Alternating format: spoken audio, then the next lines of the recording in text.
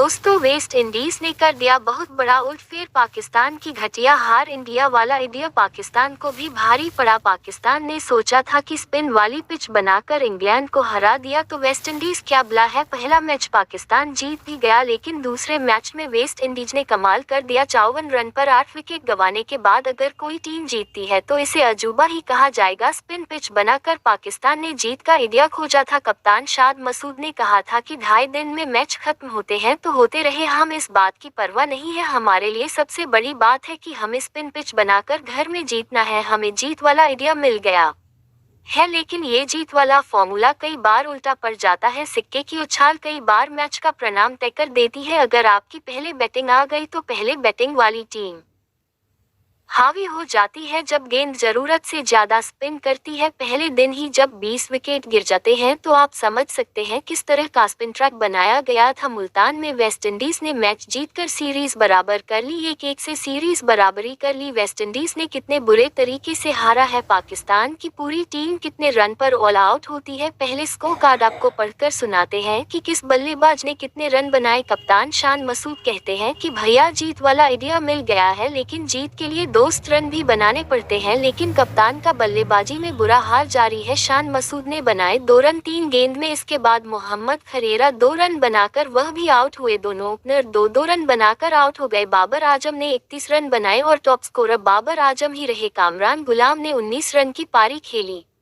Saud Shakeel ने 13 run बनाए। Kashif Ali 1 run बनाकर आउट। मोहम्मद रिजवान ने 25 रन की पारी खेली। सलमान अली आगा ने 15 रन बनाए। साजिद खान 7 रन बनाए। नोमान अली ने 6 रन बनाए और अबरार अहमद 0 रन बनाकर नॉट आउट रहे। तो इस तरह से पाकिस्तान की पूरी टीम 133 रन पर सिमट गई और वेस्ट इंडीज ने मुकाबला जीत लिया 120 रन से, यानी एक बड़े अंतर से वेस्ट इंडीज ने मैच जीता है। दोस्तों, वेस्ट इंडीज के लिए वाकई बहुत बड़ी जीत है और इसे आप टीम एफर्ट मान सकते है, खासकर जो पहली पारी में नंबर 9, नंबर 10 और नंबर 11 ने जो बैटिंग की थी। गुकेश मोती ने जो 55 रन बनाए थे, उसके बाद किमान रोच ने बनाए थे 25 रन और आखिरी बल्लेबाज वर्कर ने बनाए थे 36 रन। 54 रन पर 8 विकेट गिरने के बाद वेस्ट इंडीज का स्कोर जो पहली पारी में 160 के पार गया था, उसी ने वेस्ट इंडीज को जीत दिलाई है। वरना लग रहा था कि यार 70 रन पर ही ऑल आउट हो जाएगी वेस्ट इंडीज की टीम। तो पहली पारी में जो 9 रन की लीड मिली वेस्ट इंडीज को, उससे एक मनोवैज्ञानिक दबाव आ गया पाकिस्तान पर। दूसरी पारी में वेस्ट इंडीज ने ठीक ठाक बल्लेबाजी की। 244 रन का जो टारगेट वेस्ट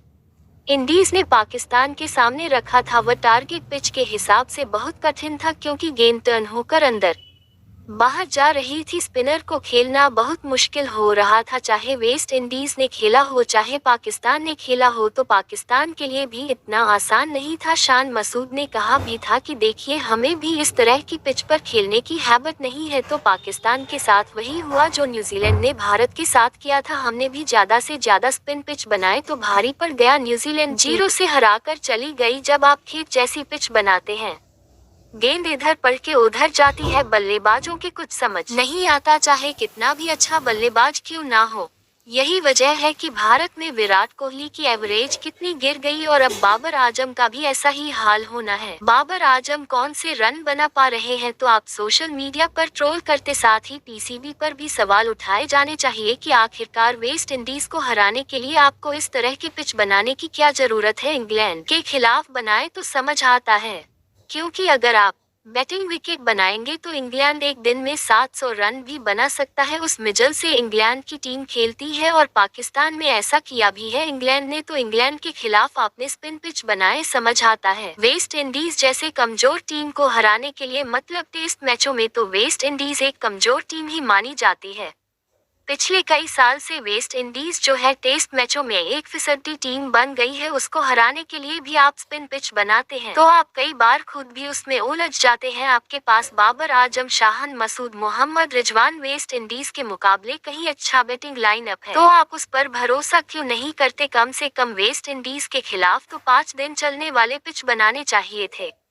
लेकिन पाकिस्तान ने नहीं किया तो देखो आप, 3 गेंदबाजों ने पाकिस्तान की पारी को समेट दिया। Gudakesh Motie 11 over 35 run 2 wicket, Kevin Sinclair 3 wicket और बर्किन ने तो कमाल कर दिया, 16 ओवर 27 रन 5 विकेट। सिर्फ 3 गेंदबाजों ने गेंदबाजी की पाकिस्तान की दूसरी पारी में और 3 गेंदबाजों ने ही पाकिस्तान को 133 रन पर समेट दिया। कोई तेज गेंदबाज नहीं, तीनों स्पिन गेंदबाजों ने बॉलिंग की। तो आप समझ सकते हैं कि किस तरह की पिच थी। तो पाकिस्तान को कह सकते हैं कि दोस्त इंडिया वाला फॉर्मूला भारी पड़ गया है और अब पाकिस्तान को दोबारा सोचना पड़ेगा कि आखिरकार जीत का कौन सा आइडिया अपनाया जाए। अब स्पिन पिच पर वेस्ट इंडीज जैसी टीम हरा सकती है तो आप टेस्ट मैचों में पाकिस्तान क्रिकेट के बुरे हाल को समझ सकते हैं कि किस लेवल पर पाकिस्तान का टेस्ट क्रिकेट चला गया है। पाकिस्तान को तेज गेंदबाजों की धरती माना जाता है, लेकिन इस मैच में एक तेज गेंदबाज के साथ पाकिस्तान उतरा था, क्योंकि पिच में तेज गेंदबाजों के लिए कुछ है ही नहीं। जैसे भारत में तेज गेंदबाजों के लिए आजकल कुछ नहीं होता, वैसे ही पाकिस्तान ने same to same copy paste idea अपना लिया है